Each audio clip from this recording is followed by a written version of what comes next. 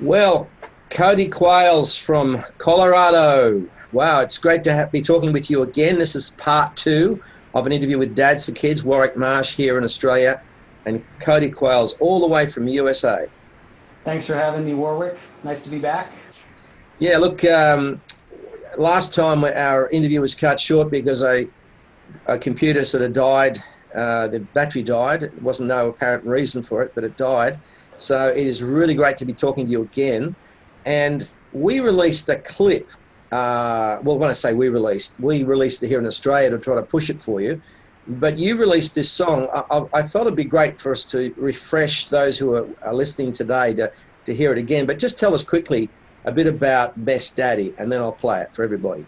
Yeah, sure. So Best Daddy was a release tune we released into the world for Father's Day this past June, and it just talks about a man's transformation, priorities shifting from, the things that he thought would make him happy to the realization of what is actually, at the core of his happiness, it's learning how to be the best daddy, and really what that means is, I think, a little bit of a shift of realizing that, when you start welcoming children into the world as a father, you think, oh, I'm going to help these kids grow up, but really, for me, what's more happened is that the kids have helped me grow up, so. What an adroit explanation of the challenge of being a dad. Here we go.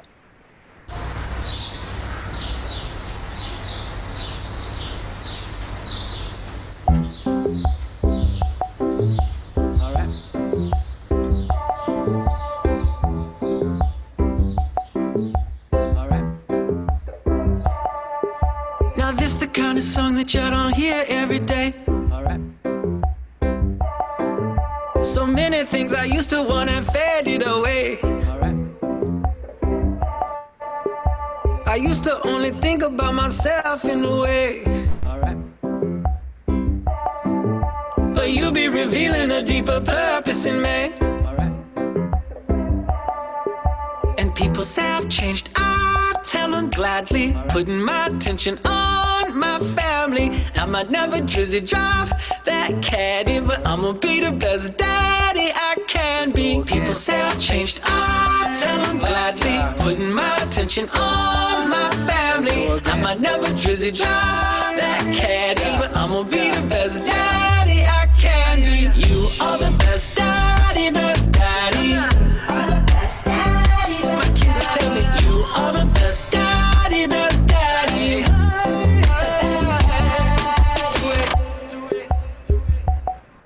When I'm walking through the door and coming home for the day. When I'm tired, I need renewal from my family. You be pleading, daddy, please don't push it too hard. You reminding this man that he's worthy of love. Sometimes we forget that, And people say I've changed, I tell them gladly, putting my attention on my family. I might never drizzy drive that caddy, but I'ma be the best daddy I can be. You are the best daddy, best daddy. My kids tell me you are the best daddy, best daddy.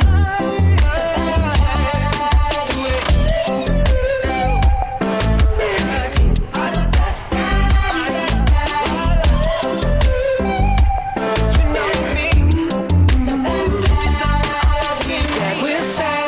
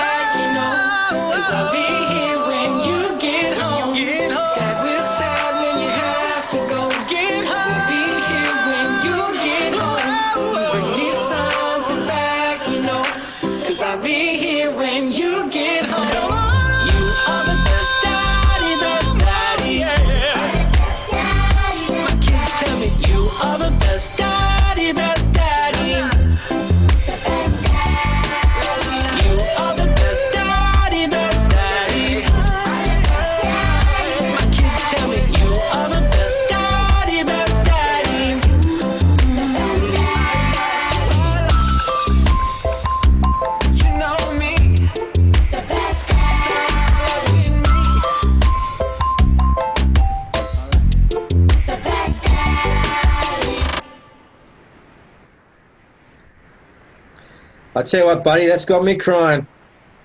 It chokes me up a little too. Not to sound weird, it's we make the song and we make a video, and I don't spend a lot of time listening to my own music. We sometimes we'll listen to some songs with the family every once in a while. But so it's for me, I haven't seen that video in a few weeks here, and we just released it less than a month ago, I guess. So it's been a couple weeks, but yeah, it's cool because there's we reached out to.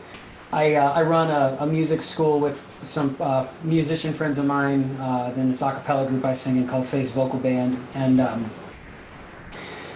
we reached out to the students and asked them to submit their pick videos with their dads. And the producer of that track, Joey Barba, he reached out to some of his friends. So it's just cool to see. I mean, there's literally kids that I grew up with in that video. Their dads now. I see Joey's in there. Joey's the one with the he's rocking out with the mop. Yeah, with the mop, man. He's a bit of a metalhead, is he?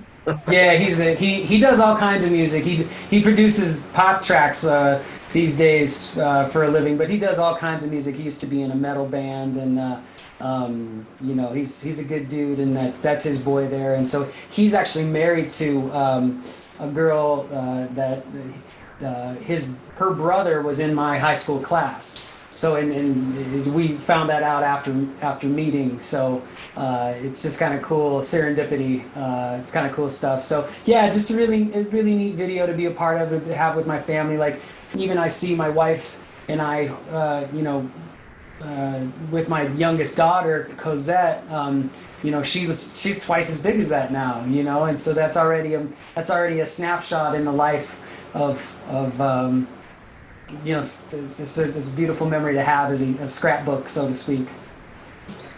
Look, it's a really as a songwriter myself, I just think it's a really great song, and I love your little vocal sort of talking pieces and behind. You talk about there's a line there you're singing the song and you're talking about you go home and you feel loved, and you say something very profound. You say sometimes you forget that you're loved. Tell me about that line. Tell me about that line. As a father, now a lot of people think we as fathers are superheroes. We know all things. We have all things. But we also have this need to be loved and appreciated, don't we, as fathers? Yeah, I mean, for me, that line is about. So it says, when I'm walking through the door and coming home for the day, when I'm tired, I need renewal from my family. You be pleading, Daddy, please don't push it too hard. You reminding this man that he's worthy of love. Yeah, worthy of love. Sorry, that's the line. It's profound. Yeah, for me, that was an important part of the song because for me, there's just been so many mistakes on the journey of, I'm 40 now, and Now let me just get this right, my dear brother Cody.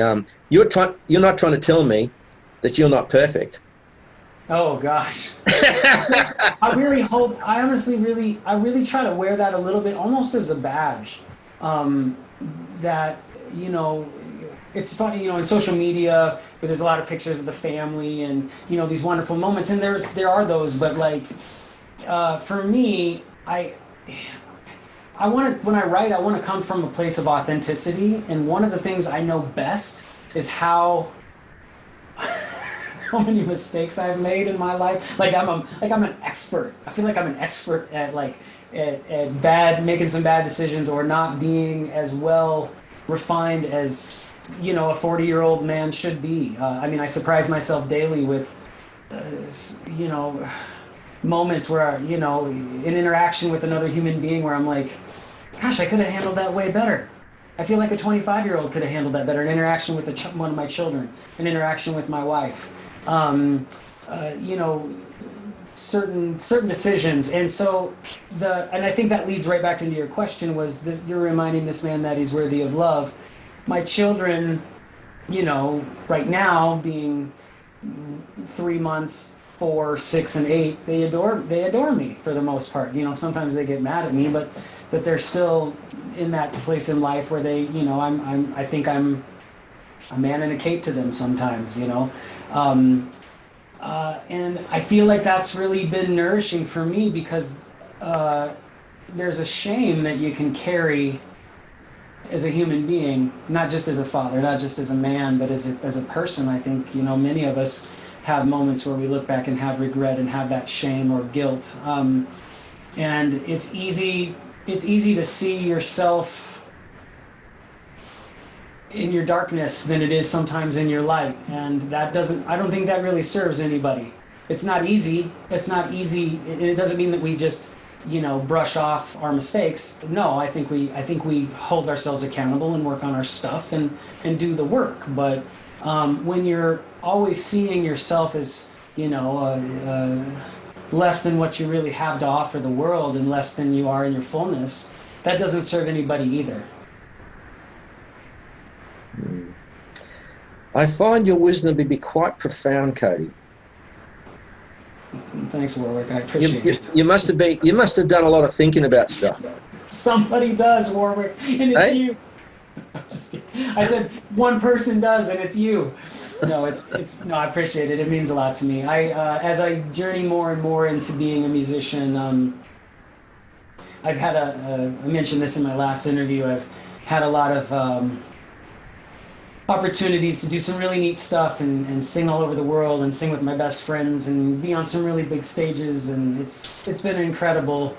But the older I get, the more I just want to write about who I am and where and what's important to me. What's important to you? Yeah. Yeah, and whether or not that, if that synchronizes with 1,000 people instead of 200,000 people, but it really resonates and it really speaks to that smaller group. That's more interesting to me at this point. Making that real connection, doing the work, showing up, and honestly, in these times where you know, we're so connected in this weird way through social media and the internet. It's not a weird way, but just in a certain way. But there seems to be so much fighting, so much disconnect and so much separation, even though we should be more connected than ever. I'm much more interested in a smaller community of people where we can, you know, sure, maybe we have some challenging conversations, but at the end of the day, we're both still human beings. Instead of this disconnect of, like, I don't know, just weird. Anyway, sorry, I kind of went down a rabbit hole there, but no, we both of us bleed red blood, and all around the world, men and women bleed red blood. So there's more that unites us than that separates us, and we've got to keep focusing on that some way or another. Absolutely. While holding strong to the things we believe in, but walking in love. Anything else in that video you want to talk about that strikes you? I love the way you went and visited your dad, and at the lake, you know, you're saying he's the best daddy, and he's looking like, you know, that's crazy, and then he joins in the chorus. You know, that sort of seemed to be like this triumphant moment when he realised it. Yeah, he was funny in that moment. If you really watch him in the video, none of that was real scripted, you know. I said, let's do a shot we kind of made up the storyline. We had kind of a loose idea, and we kind of made it up as we went that day, and we were at the lake, and I pulled him aside and I pointed at him and said, "You're the best daddy." And then in the moment he turns to the camera, and you can hear him say, "I." You can watch him say, "I." He doesn't say, "You are the best daddy." He goes, "I am the best daddy." And he's, you know, that's actually one of my favorite moments of the song, because like he did that and I bust up laughing, and if you watch the video in that moment, you can see there's a genuine, like, I lose it a little bit because it was just really funny. But yeah, no, it was special to have my dad in that video. My mom and my dad are in another one of my videos that I've done in the past, and like it's cool. I get to look back and see them a little bit younger. I see my wife in that video, my kid, my oldest son in that video, and it's these videos have become, like I mentioned before, like living scrapbooks, you know, little moments for our family, and it's kind of cool, you know. No, it's very cool, and beautiful stories. And it's funny because our children, until they're about 10, 11, think we're the best daddy. When they get to 12, 13, 14, 15, we maybe are getting close to the worst daddy. And then when we get to about, when the children get to about 25, they start to think we're not so bad after all. And then, of course, when we're gone, they just can't believe how good we were. When we die. Now, I've experienced, you haven't experienced that, thank God, but you know, it's the old song from the line from that song. You don't know what you got till it's gone, you know. And so I'm a big believer in honouring your mother and your father, and it seems like that's something you do, because I noticed that beautiful post you put to your mum on your Facebook page. So you are practicing that you know, time-honoured maxim or law or principle to honour your mother and your father, and you include them in your videos. I just think it's so cool. Well, thanks. I've definitely had those. I've ridden those waves of best and worst, and you know, in your early 20s. I see it right now. I'm a voice teacher. You know, as a musician, anybody out there who's an entrepreneur or a musician, particularly, you know that if you're a songwriter and you're you're five different things to make it all work. And I see it right now. I taught voice intensely for about 5 years in my late 20s and early 30s, and I had a studio, you know, 40 or 50 kids and adults too. But I see some of them now in their mid-20s, and I'm connected with them on social media, and I've seen a few of them post, you know, some stuff about their parents and kind of, you know, not such positive thinking about the way that the world that they've been handed by the future generation. And I very much remember being in that place in my 20s and being like, oh, this is crap, and you know, what did you give to me and my parents, and feeling this sort of disdain for this generational disconnect. And now that I don't want to say past it, but now that I've aged a bit, I can recognize that there's a certain energy that I think maybe happens for a lot of people, maybe not for all people, and I don't want to generalize or discount anybody's feelings, but I will end by saying this.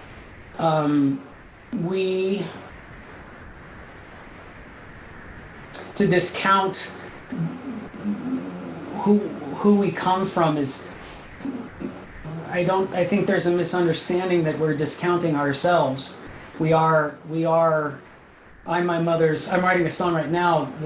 I'm my mother's child. I'm my father's son, and I might go further, and I might do the work. And they want me to. They want me to take it further. That's what I'm here to do, and my kids will take it further. But the apple doesn't fall so far from the tree, and I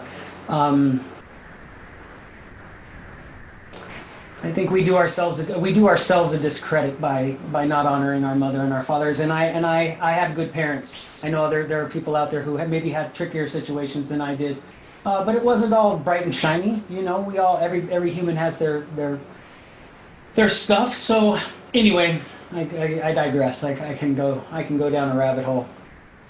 Yeah, no, I like your rabbit holes. You're a thinker. Bit of trivia again. So that's an album we did many years ago, and on it, it's got that song called, by Crosby, Stills, Nash and Young, "Teach Your Children Well." I don't know if you remember that song by any chance. "Teach Your Children Well." I probably would recognize it if I heard it. It doesn't. Parents' health will slowly go by. I guess I'm fascinated by the fact that you are, and I've listened to several of your songs, and you're writing a new song now, and it's about your mother and your father. I find it quite fascinating that you're writing songs about family. And is there a reason for that? Is there a reason for that? Because you've got another song that I know you said to me it's about the people in Colorado appreciating you, but I would argue quite strongly that that it is actually more about your family, and maybe that's a secondary theme, but that's my little bias there. Yeah, I mean, I wrote that song. I think you're talking about the song Big Time. And I wrote the song with an incredible songwriter named Rachel Amadei. And it really, I mean, it was inspired about my family, and she very much was a part of shaping that. That the big time isn't really out there, but it really is at home, and that's been more and more my truth as I've aged.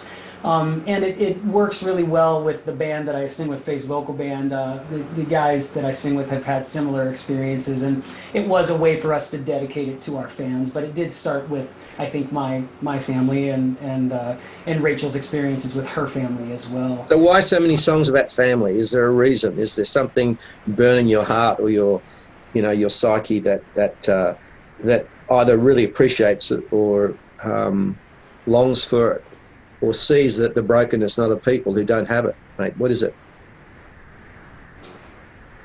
Well, it's probably a lot of things. When I was younger, I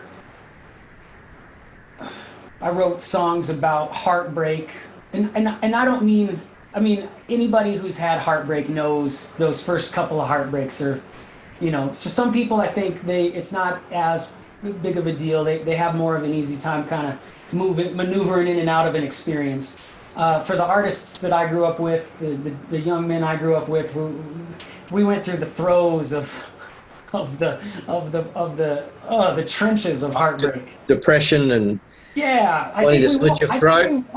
We wanted to go through that because we wanted to feel. We wanted to write songs about what it meant to be alive, and for us as younger men, I think we identified suffering as being alive because it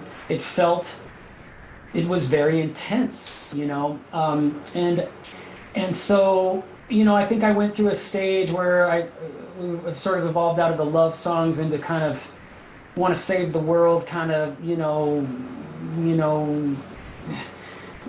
kind of stuff. And then I recognized that while I very much still want to be a part of healing the world and healing our connection as a whole and humankind and whatnot, I recognized that speaking from a place of that felt really big, and talking about my family and talking about the real relationships and the real things that I go through on a day-to-day, talking about self-judgment, because I know that one, talking about making bad choices and learning from them, because I know that one, talking about this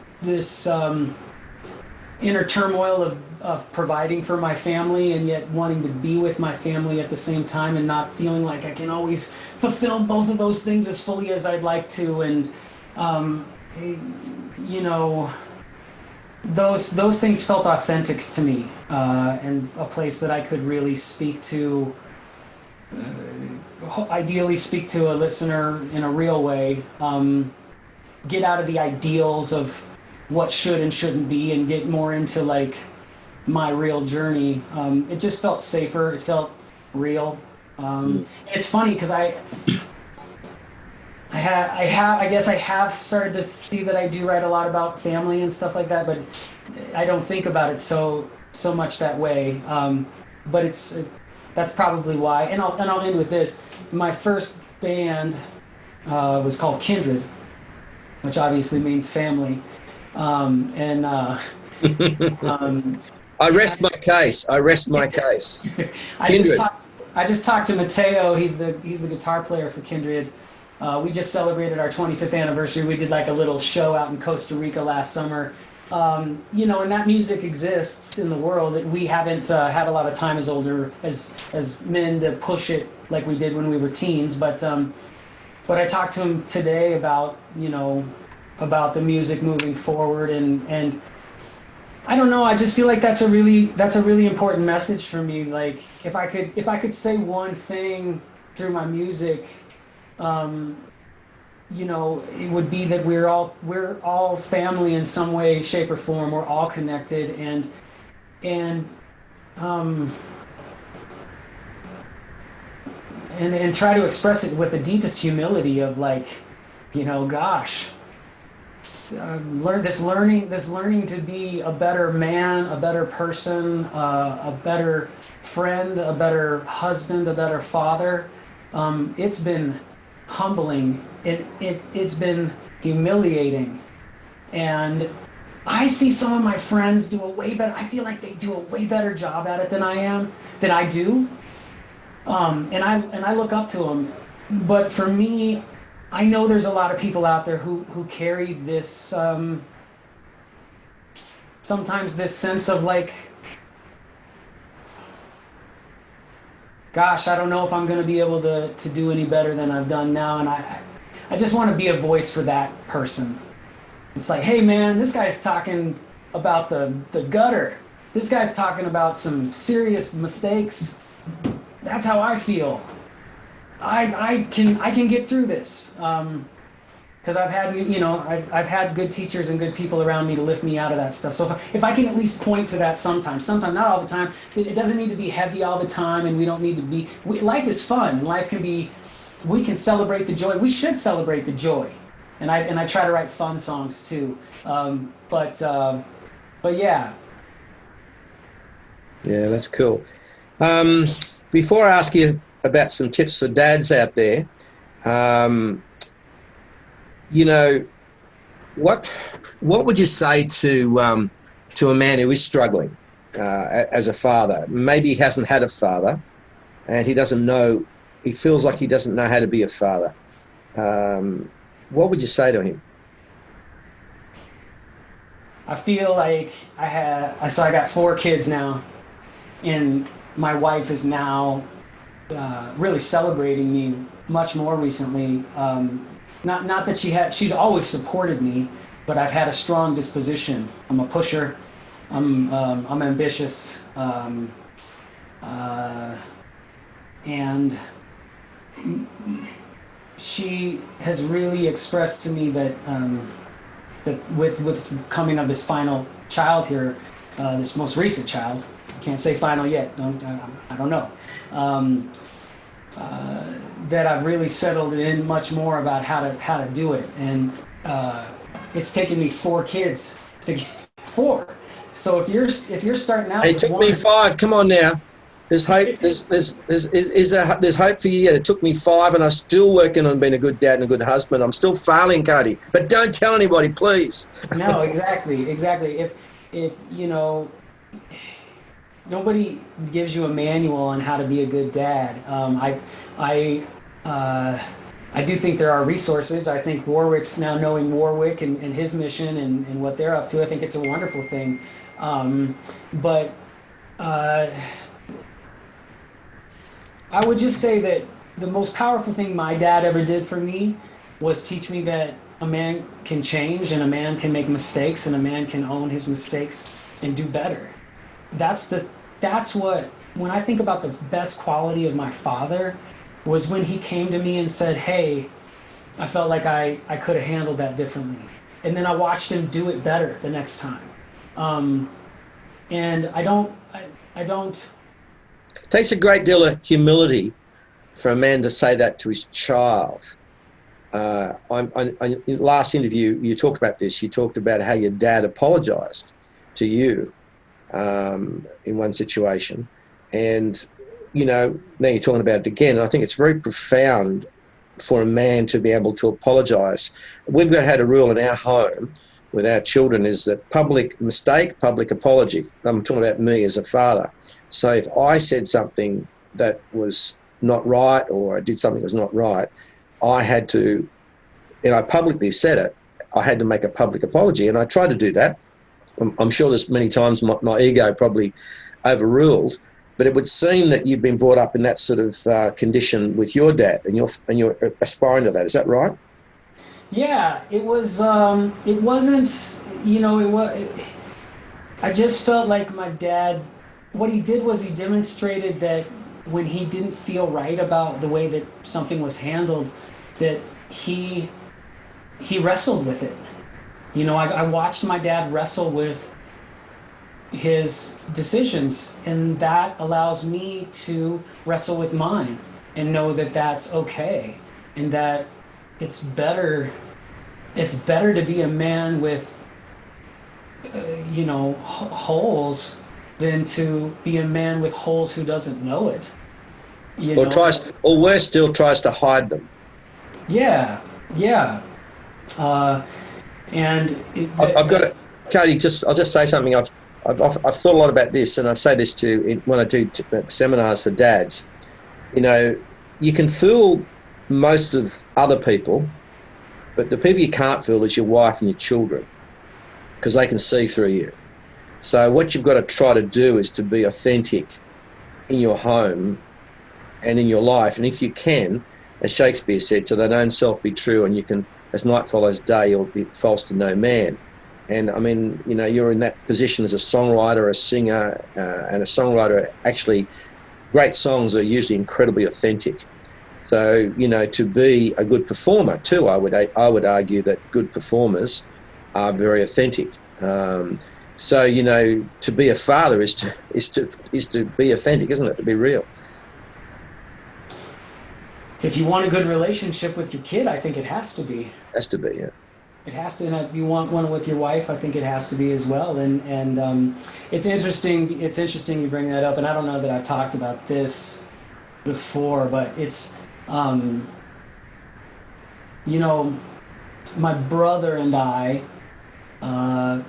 we don't talk really, and it kind of points to what you say about, you know, your family sees through you, and growing up, you know, I want to be careful to overown that particular situation, because I know that at the heart of any distance between two people, there's two people there, right? There's two people, and so, but I can see as I get older, you know, I can see why my brother has some issues with me, and it calls me to.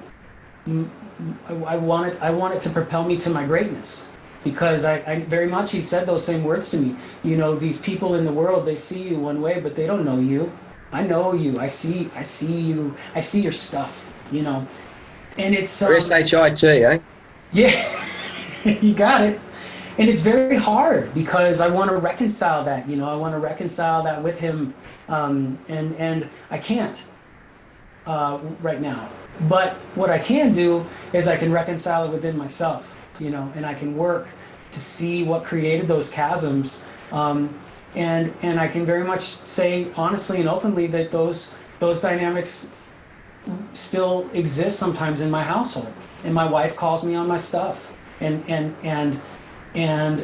my children, that relationship that I want to have with my children, the relationship I want to have with my wife, the family that I don't want to see fracture, is more important to me than continuing on with the disposition of whatever, you know, whatever it is. And I mentioned this before, and I'll stop after this, is it can be really humiliating, because you think you've learned a lesson, you think you've got something licked. I figured it out, I learned, and then whoosh, it's in your face again, you know, and you're like, I really think what you said there about being authentic in the home and with those people closest to you, especially in this quarantine thing. You know, I mean, we're like, you know, it's you can't get away. It's the lion's den. And the dungeon of love. The dungeon of love. Yeah, it's we. That's where the work is, you know. And so I'm just glad to. I do really feel like I've crossed the hump. And my wife even, you know, she says to me every day, she's like, I'm so grateful for everything, that all the changing that you're doing, that I see you doing, and that just makes me want to continue on. And in that positive reinforcement, I want to pass that down to my children. My wife gives that to me. I want to give that to my children. It's just such a magical thing, the way that this union works. Well, yeah, it's true, though, brother. It's true. As we finish up, what would your 3 tips be for dads? Your 3 top tips to encourage dads and how to be a good dad. And, I can see in your children's faces, I can see it in your wife's face. You're doing a pretty darn good job there, bro. So be encouraged, and because, children tell the story, a wife tells the story. So, keep up the great work. But what would your 3 tips be? We maybe talked about some of them already. Yeah, I mean, definitely, being okay to let your children observe you change, being willing to show humility. And I don't think that means letting your kids walk all over you. There's a difference, Sometimes you got to be a dad, and you got to, sometimes your kids aren't going to like what you have to say. So, you're not their friend, you're their dad. That's different than, like, when you yelled at your kid, you snapped at your kid because he had something else going on that was stressing you out, and you didn't express it super healthily in the right way. That's a different thing. In those moments, for me, I go to my kid and I say, I was stressed out about work, and that bled over into this other situation that had nothing to do with you. So that's probably my biggest tip. Talking up to your kids, because that voice, I do believe this, the voice that you have in your head, I think is greatly affected by the parents that I know is affected by the parents that I have, and I think that the voice that they'll carry with them into adulthood in their head about how they see themselves has to do with how you talk to them now about who they are, so it's tricky sometimes because, we have 4 kids and 4 dogs, and it gets tricky sometimes. Like, sometimes it's hard to give that positive, constructive feedback when you've asked a child not to touch something 6 times and they're still, it's broken on the floor. Yeah, it's tough, but that's one thing I work really hard on right now, is like waiting to say anything if I can't say something in a constructive way. And then 3. I think my grandmother used to say to me, if you can't say anything good about a person, don't say anything at all. And that's a hard one to keep, isn't it? It's particularly hard, especially with kids and their young brains. I'm convinced now they really can't absorb everything that you say. It's not that the child has a bad spirit. It's just 8 years old or 6 years old or 4 years old. They really a part of the brain that just didn't soak up what they're over, you tell them no, and they don't have the discernment. They have to have it. Don't touch that microphone. They have to have it. Don't touch that hot stove. Yeah. So there's that. And then I guess just in the moment, I don't know, I didn't have a list prepared, but I think the connection to your spouse and the example you set and how you communicate with them. I know there's parents out there that they maybe don't have the best, maybe they're in a divorce or something like that. It's that's not for me to judge, but to do the best that you can do and set the example of how you would deal with the person that you care about is a really big deal, because they're going to carry that into wherever they take their lives in those relationships. I certainly know that the way my parents communicated with each other has had both positive and negative effects on me as a child, and I don't mean any knock against my parents. I think if they were watching right now, they would understand what I was saying, so but yeah, just keeping that in mind. Cody Qualls, it's just a delight to talk to you, and we hope and pray the very best for you and your great song, Best Daddy. And we also wish you and your beautiful family all the best, and it's just been an absolute pleasure to talk to you. Warwick, it's been a pleasure to meet you, and thanks for reaching out of the blue to support this tune. And it feels very, I feel purpose, and I feel a light in my life that we're able to talk with you and maybe help a few dads out. And best to you and your organization as you continue to reach out to fathers and make the world a better place. Thank you for having me.